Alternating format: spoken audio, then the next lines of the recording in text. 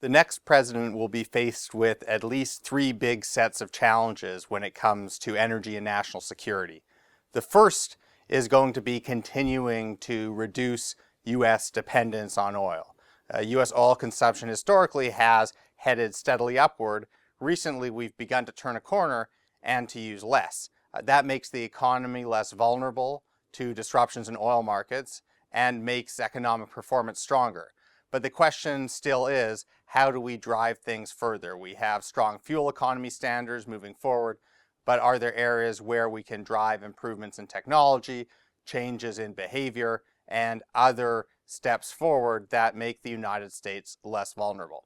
The next president will also face a big challenge on the supply side of the equation, and it's a different challenge from the ones that previous presidents have faced.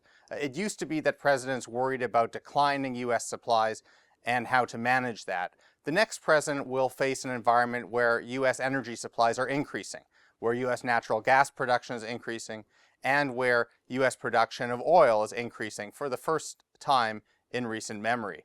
And the president will have to first understand and determine how to facilitate that development in a way that is sustainable, that respects local communities, and that is squared with environmental concerns, but also in a way that maximizes the economic payoff to the communities involved and to the country at large. He'll also have to answer questions like how much foreign investment do we want to welcome in oil and gas production, and do we want to become exporters in certain areas of the energy space.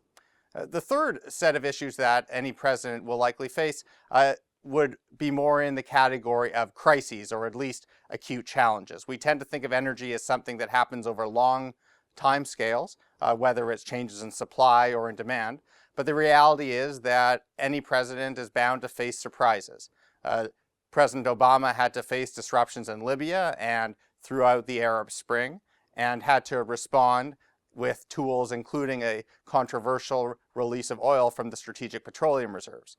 The next president may face a disruption in another critical producing region.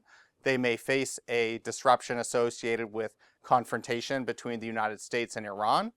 They may face disruptions that are less acute, stemming simply from an inexorable rise of demand for oil juxtaposed with supply that does not keep up. And in any of those cases, the president will come under pressure not only because of the substantive economic problems, but from political quarters as well to do something about high oil prices.